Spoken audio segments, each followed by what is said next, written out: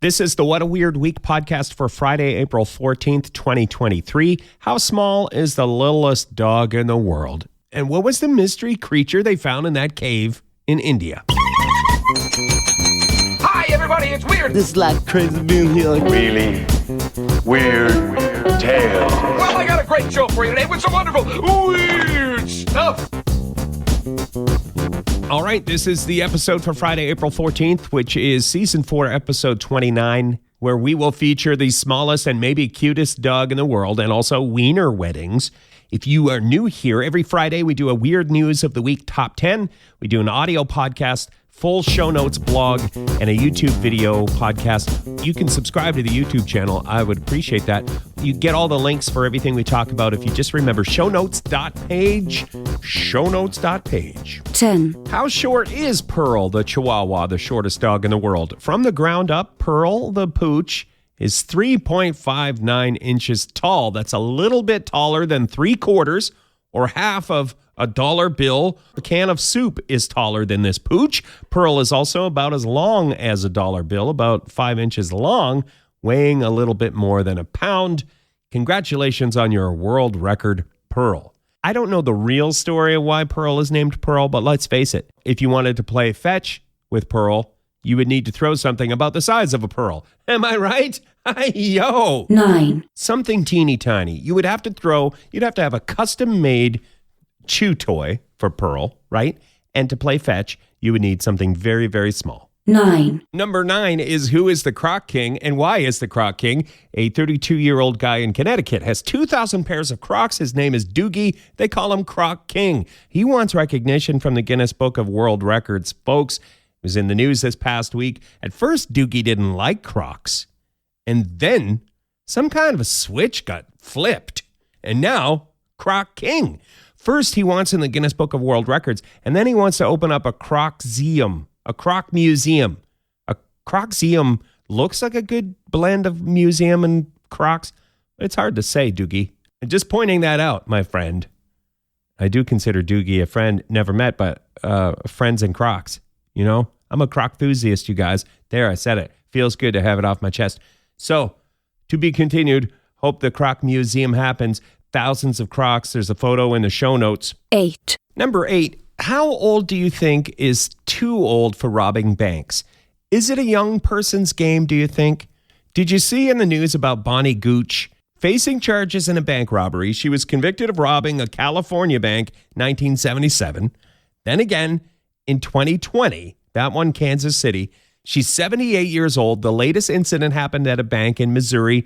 According to reports, her robbery note said, 13,000 small bills, and thank you. Sorry, I didn't mean to scare you. That's a nice note as far as a robbery note, wouldn't you say? Article also notes that Bonnie smelled strongly of alcohol when officers stopped her a couple miles away. Stolen cash on the floor of her car. If you want to see the booking photo, read more of that story, check the show notes. 7. Imprisoned by art balls. I saw this one all over the news Easter weekend in Edmonton, Canada, North America, Canada, world, Earth, planet Earth, galaxy unknown. Wait, Milky Way. I would edit the gap where I'm trying to remember the name of our galaxy, but it's kind of hilarious. It took me that long to remember. I'm going to leave it in there for the sake of honesty. Okay, so in Edmonton, they have this art installment. It looks like a giant stack of silver balls. It's called the Talus Dome. It's a $600,000 work of art that was installed in 2011. So it's been there a long time, kind of a fixture. On the night of Easter Sunday, a 26-year-old man climbed up on the art and found a way inside the giant steel ball sculpture and then couldn't get out. Had to be rescued. Now, that 26-year-old guy is facing charges of mischief. They had to take apart a section of the art to get the guy out of there. Do you think that if you get caught doing something like this, should you have to serve your sentence inside the art installation? I think this guy will be scared of art for the rest of his life. Museums will never be enjoyable for this fellow. Also, balls. Just in general, balls might be triggering. I'm not a psychologist. 6. Number 6 is a bit of a deep dive on the most expensive sandwich on the planet. Grilled cheese sandwich day happened this past week. And A restaurant in New York brought back their $214 grilled cheese sandwich. That is in the Guinness Book of World Records as the most expensive sandwich. The restaurant is Serendipity 3 in New York. The sandwich is called the quintessential grilled cheese sandwich. Got to order it 48 hours in advance because they bring in all the ingredients especially for you. Sandwich features champagne bread. Bread made with champagne, you guys. Expensive cheese as well. And it's gilded in 23-karat gold, edible gold. 5. Number 5, an update to the New York rat royalty story. This is a story we had on the podcast in December about how New York City, overrun with rats, they wanted to hire a rat czar.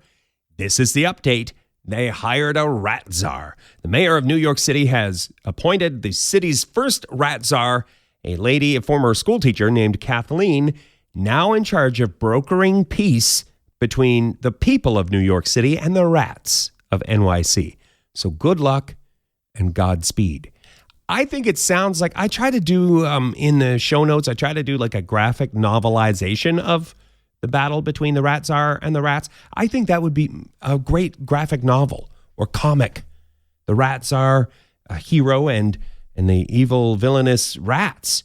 I'm not that creative, you guys, but I think that one writes itself. It doesn't draw itself, though, as you can see if you click the show notes. I did not do a great job in the illustration.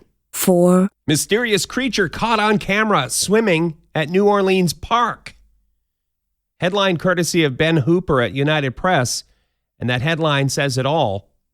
Mysterious creature caught on camera swimming at New Orleans Park. I mean, that's it. You can see the video. It's not fake. There's something mysterious there.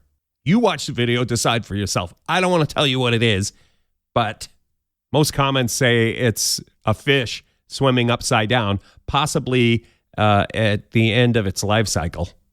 Or however, I don't know how to sensitively say it about fish. Possibly in medical distress, this fish. Anyway, you can check the video. We put it in the show notes blog. Remember, it's shownotes.page. That's an easy way to remember, and you can find the podcast stuff there. Shownotes.page. There's something strange swimming in the lagoons of City Park. You'd see it there. No one knows what it is. WGNO's Kenny Lopez joins us live from City Park. What he's learned. Kenny? You know, LBJ and Susie here in Louisiana. So that's a piece from the WGNO News. I love it that they have a news person named LBJ and Susie. I love both those names for news people. I don't know why. It has a ring. It has a ring to it. 3. Well, congratulations to the lucky couples getting wiener-married this weekend. This weekend, the folks at Oscar Mayer are opening up a wiener-mobile wedding chapel in Las Vegas. The giant hot dog car is scheduled to be parked outside the famous Little White Wedding Chapel in Las Vegas, 15th and 16th. They're calling this the Wiener-mobile of Love event. I felt love just saying that name. Oscar Mayer did a win and all expenses paid wiener wedding contest. This isn't like a new business for them. It was a love-filled publicity stunt. It's not as though they will have, well, you know what? Maybe we can hope. And maybe if it's such a success that people are willing to pay money to get married wiener adjacent or whatever, maybe this will become a permanent fixture for your next trip to Las Vegas. They say the company gets tons of requests for the Wiener-mobile to show up at weddings every year. So they answered the call. 2. We're going on a space rock expedition, you guys. Well, really, I'm not sure. I don't know how I would fare in the out of doors. I'm not convinced 100% I should do this. But it's close enough I could drive to there. So I'm very excited. Last weekend, a whole bunch of people in northern Maine and here on the east coast of Canada saw and heard a fireball fall to the earth during daylight hours. Daylight hours fireballs hardly ever happen. NASA said it was the first meteorite in Maine ever seen on radar or detected by radar. That's kind of wild.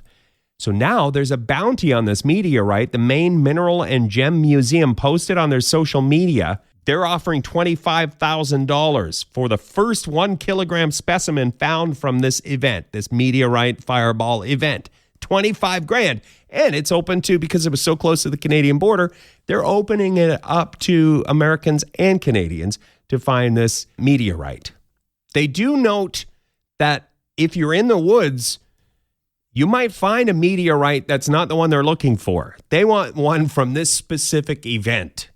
So you might think it's meteorite, and they might tell you it's meteor wrong. Hey, you guys, that wrote itself, because I'm not taking credit for that bad pun. We've quoted the University of Alberta before on some meteorite stories here on this podcast. According to those experts at University of Alberta, here's what you're looking for if you decide you want to go on a meteor hunt. A rock that is unusually heavy for its size, seems too heavy. They say bring a fridge magnet to test your meteorite samples. If the fridge magnet sticks, could have yourself a meteorite. Also, if it has holes or bubbles, and if it has a thin black crust, like an eggshell almost, thin black eggshell around the rock. So it's those four things. If you can check those off the list, you may have a meteorite. Maybe you have the $25,000 meteorite. The museum does say, if you're going into the woods, be careful. People get lost in the woods all the time. It's pretty thick woods there in northern Maine. You can read the whole thing. We linked in the show notes. 1, Weird cave creature. This is legit scientific, you guys. Article about a scientific discovery of this creature in a cave in India. But it's written in such a dramatic way, it had to make number one. Now I'm quoting, for over a century, spelunkers in eastern India reported seeing a cave-dwelling creature. The reports persisted, usually as passing mentions or brief observations of the unknown creature. No one studied it in depth until now. This is an article about a scientific journal entry, like a new discovery.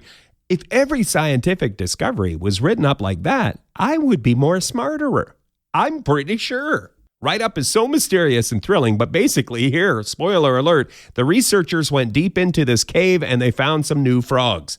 Frogs are described as olive green, frog color, and between 2.5 and almost 4 inches. Link in the show notes. All right, kablammy. That is that. Thank you for listening. By the way, if you like this podcast, if you love this podcast, if there's some sort of positive emotion affiliated with this podcast, please like and subscribe.